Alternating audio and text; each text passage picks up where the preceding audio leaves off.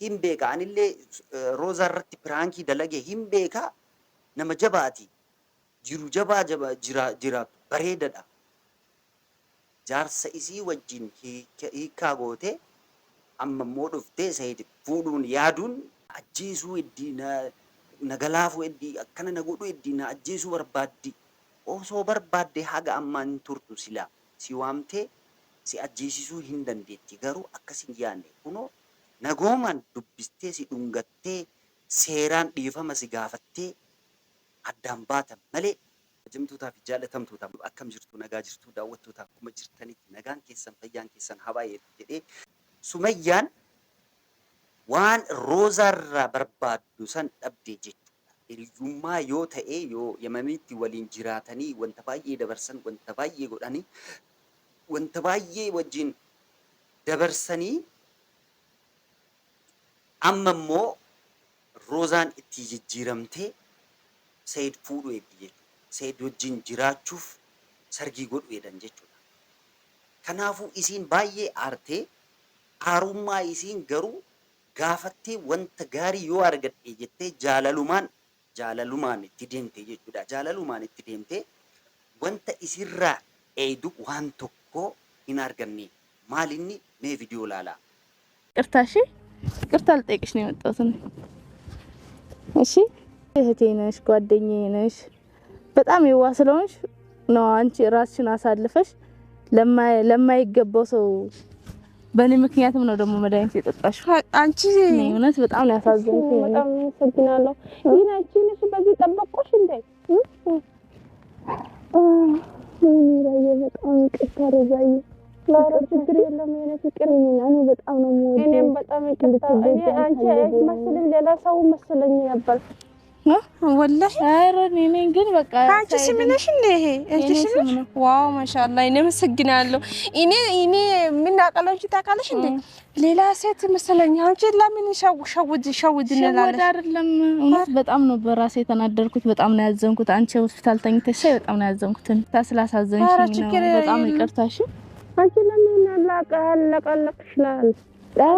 ለቀስኩም ዝም ብለኝ በጣም ነው ያዘንኩት። አረ ችግር የለም ኢምቦይኒ ኡሲ በቃ ችግር የለውም። ያንቺ ብቻ መጋፈቴ ዲፈማ ሰንድራ ሞይስረቲ ዋንተ ወሬዱ ወንተ በሬዳ ኢሲቲ ከንዲቴ አኒ ዶጎንጎሬ ጅራ አናፍ ጀቴ ሲዱኩቤ ወንተ ኦሶ ነቢረ ዱፍቴ ነዱብዙ ባቴ ወንተ ዱገንሰንሌ በረኪና ሰን ሂንዱይዱ ቱርቴ አማ ኬሲኬ አከነቲ ሲንዱኩቡ ቱሬ ከናፍ irra caala madaasiif ta'a. Kanaaf dhiifama si gaafachuuf si argu barbaadee dhufe akka dhiifama naa gootuu jettee irra deddeebitee dhiifama gaafattee jechuudha. Dhiifama jettee gaafatte.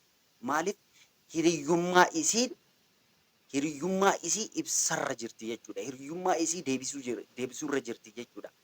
Hiriyyummaa isii agarsiiste jechuudha. Garuu Roozaan dogongora guddaa qabdi. Tokkoffaan Said barbaadu awwala Said barbaadu isiin baay'ee dogongora guddaa qabdi jechuudha. Saidin ፈጽሞ ማሰብ አልነበረባትም። ጓደኛዋ ሆነች። ፈጽሞ ልታስበው አይገባም። መቱመ ኢሲ keessa dhufu yaadullee hin ta'u ture awwalallee jechuudha. Garuu osoo Saidillee gaafatee maaliif akkana jettee na gaafatte jettee Said wajjin walloluu qabdi sila. Hiriyyaa yoo taate, hiriyyaa dhugaa yoo taate. Awwala isiin fuutee turte amma jaarsa isiin waliin hin jiraattu. Amma immoo maal jechuudha?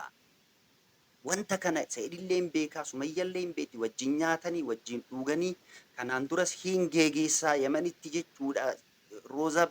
Roozaa manuma isii haga manuma isii hin geegeessaa. Yoo san rileeshiniin jalqabee hin beeku, daa'imnillee ta'isii haa ta'u hin beeku. Garuu achitti waan jalqabame waan jiraateef asitti akka kanatti sargii guddaa godhanii waliin fuudhu eedan jechuudha. Kanaaf Roozaan wanta godhaa jirtu osoo barbaadde Sumayyaan yoo argitu ajjeesuullee hin dandeettu. Dhugaa dubbadha. Duubama ishii dhufteemi. Osoo barbaadde hin ajjeesti. Osoo yaada ajjeesallee yoo qabaatte hin ajjeestii turte. Garuu namummaa isii agarsiiste jechuudha. መጥፎ ሰው አለመሆኗን አሳየች። መጥፎ ሰው ብትሆን ለመግደል እንደፈለገች ለማድረግ ትችላለች።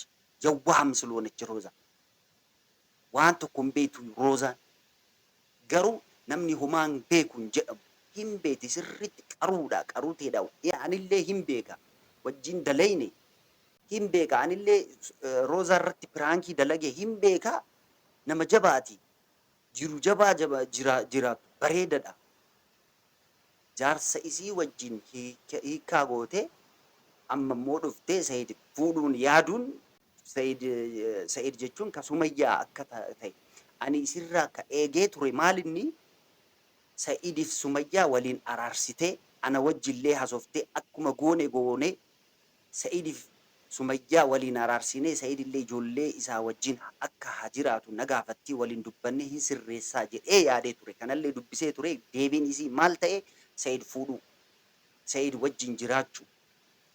Deebiin isii kana ta'e. Kanaaf viidiyoo kana jechuudha Sumayyaan dalaydee mataa isii tuwixee jechuudha. Mataa dhukkubsitee jechuudha. Akka wannoo matatiifaa akka irratti gootee ergitee yaadde jechuudha. Garuu mataadhaan itti deemte, jaalalaan deemtee akka kanatti akka yaaddu goote jechuudha. Akkanatti akka yaaddu hirrifatte. Sumayyaan wanta dharaa akkana yaadu osoo yaaduu barbaadde silaa ayyurratti hin dalaydii turte waan akkana waan hin taane jechuudha. Matatiifaa akkanatti kan nama jiruu namarratti kaseenu jechuudha. Garuu akkasitti yaaddu. kumaan ani wanno ሲግኒቸሪ ክየህን ካይሲዳ መቶ በመቶ ፈርመላታል። እንደዚህ አይነት መተት ልታስብ ይቅርና መጥፎ ነገር ልታስብ ይቅር ፈጽሞ ሮዛ ላይ እንደዚህ አይነት ነገር አታስብ። በፍቅር ነው ሄደችባት። የጭንቅላት ጨዋታ ነው የተጫወተችባት። ያ ያናገረቻት ነገር አስጨነቃት። እንዴት አልተደባደበችኝም? አጄሱ እዲና ነገላፉ እዲ አከነ ነጎዱ እዲና አጄሱ በርባዲ ኦሶ በርባዴ ሀጋ አማን ቱርቱ ሲላ ሲዋምቴ ሲአጄሲሱ ሂንደንዴቲ ገሩ አከሲን ያኔ ኩኖ ነጎማን ዱብስቴ ሲዱንገቴ ሴራን ዲፈማ ሲጋፈቴ አዳን ባተን መሌ አዳን ባተን መሌ ዋን ደራይ ሶ በርባዴ አከናሚቲ እሪ አከናሚቲ akka mataa kee tuquuf akkana si gootee si ergite malee waan dharaa yaaddee miti.